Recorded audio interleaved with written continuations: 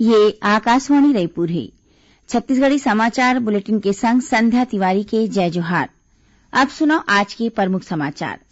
प्रदेश के राजस्व विभाग ह जिला कलेक्टर मन ला किसान के पंजीकृत धान के रकबा और गिरदावरी में सुधार बर तुरते कार्यवाही के दिन निर्देश।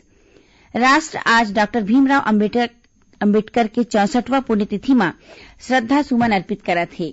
राज्यपाल और मुख्यमंत्री ह घलो बाबा साहेब अंबेडकर के पुण्यतिथि में ओमन ला नमन करीन और सुकमा जिला में सुरक्षा बल मन 5 झिन माओवादी मन ला गिरफ्तार करे है।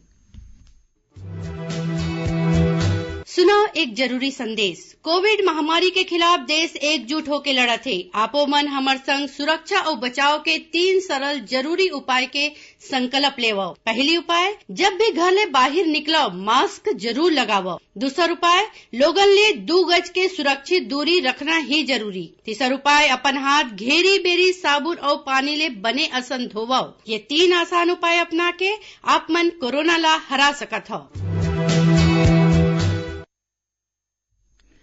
अब समाचार विस्तार ले।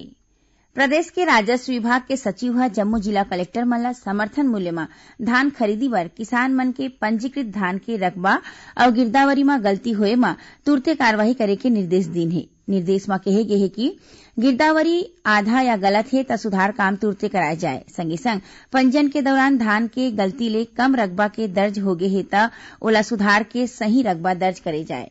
निर्देश में कहे गए है कि बेचे बार पंजीकृत धान के रकबा में संशोधन बर अर्जी मिले में पूरा जांच करके तहसीलदार डाहर ले भुइयां पोर्टल में अपन लॉगिन आईडी ही अनुमोदन के बाद रकबा के संबंध में गिरदावरी ले जुड़े गलती ला प्राथमिकता के आधार में सुधारे जाए और एकर सूचना संबंधित ग्राम के प्राथमिक कृषि साख सहकारी समिति ला घलो दे जाए।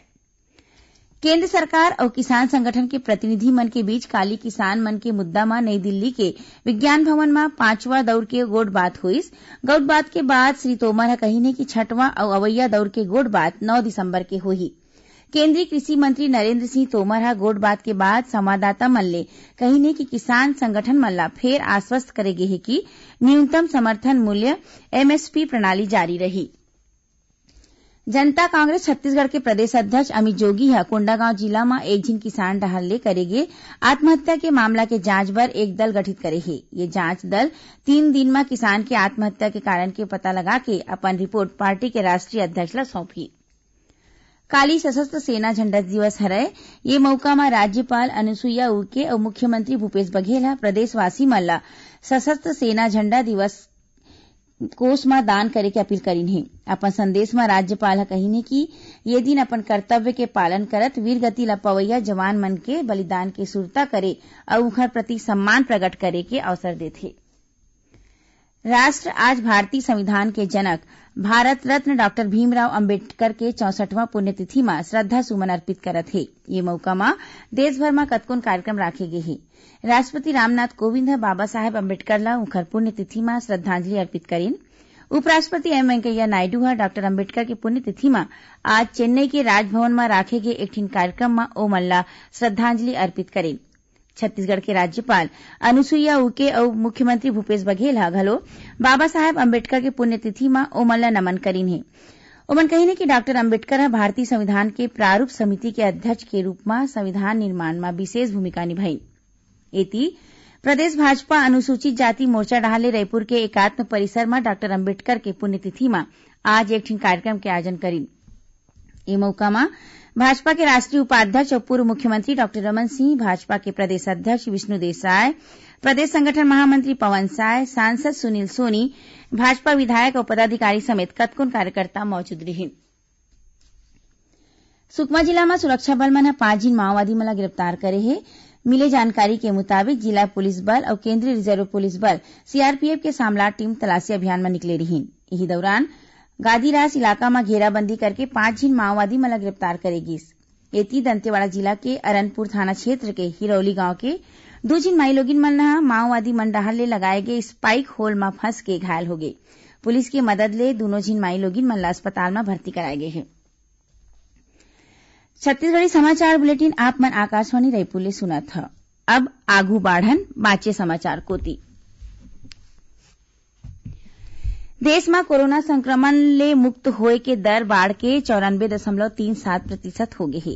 इति छत्तीसगढ़ के रायगढ़ जिला के 544 ग्राम पंचायत कोरोना संक्रमण ले बांचे हे। ये ग्राम पंचायत मन में कोरोना संक्रमण के एको मामला आगू नहीं आए हैं। बताया जाथे कि कोरोना संक्रमण ले मुक्त ये गांव के लोगन मन सामाजिक दूरी के पूरा पालन करत हे। संगे संग खेती बाड़ी और आने आने काम के दौरान एमन मास्क लगाए बर नहीं भुलावे। स्वास्थ्य विभाग अब ये गांव वाले मन के सफलता के कहानी के प्रचार प्रसार करके आने आने गांव मन ला घलो कोरोना ले बचाव बर प्रेरित करत हे। यही बीच छत्तीसगढ़ के जाने माने साहित्यकार कथाकार डॉक्टर परदेसी राम वर्मा हा लोगन मन ले कोरोना वायरस ले बचाव बर जरूरी सावधानी बरते के अपील करीन है। हाथों को धोना, सैनिटाइज करना और सबसे बड़ा मास्क लगा करके चलना ये जरूरी है। सुरक्षा ही इससे बचने का उपाय है।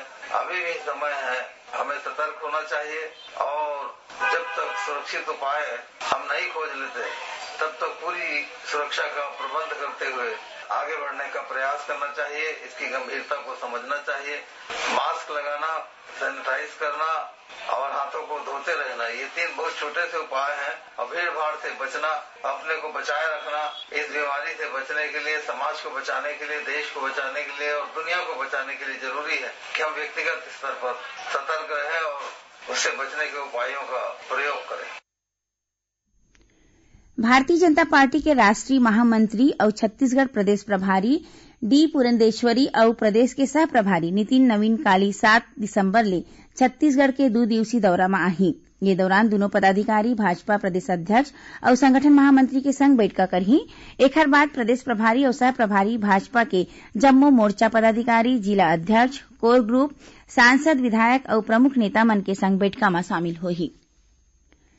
छत्तीसगढ़ में पहली घाव 13 दिसंबर के वर्चुअल मैराथन दौड़ के आयोजन करे जाही। ये दौड़ में शामिल होए बर पाछू 4 दिसंबर ले पंजीयन के काम शुरू हो गए है। अब तक 19,000 ले ज्यादा प्रतिभागी ऑनलाइन पंजीयन करा चुके हैं।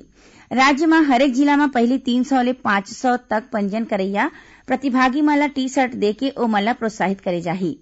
खबर के मुताबिक मैराथन के दौरान कोरोना संक्रमण के दिशा निर्देश के पालन करत प्रतिभागी ला कोनो भी जगह में झुंड में सकलाना नहीं है। प्रतिभागी मन ला घर, गार्डन, मैदान, सड़क या फिर दूसर सुरक्षित जगह में सोशल डिस्टेंसिंग के पालन करत दौड़त अपन 20 ले 30 सेकंड के वीडियो या फोटो हैशटैग करके फेसबुक, ट्विटर और इंस्टाग्राम जैसे सोशल मीडिया में 13 दिसंबर तक बिहनिया 6 ले 11 बजे तक अपलोड कर सकत है।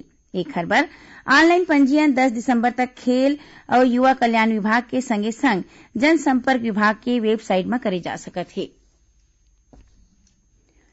गांव गंवई के क्षेत्र में बाढ़त अपराध के रोकथाम बर गरियाबंद जिला में अंजोर रथ अभियान के शुरुआत करे गे हे। एकर माध्यम ले पुलिस ग्रामीण क्षेत्र के छोटे बड़े गांव, हाट बाजार और गली मोहल्ला तक पहुंच के स्थानीय निवासी मन ला जागरूक करही।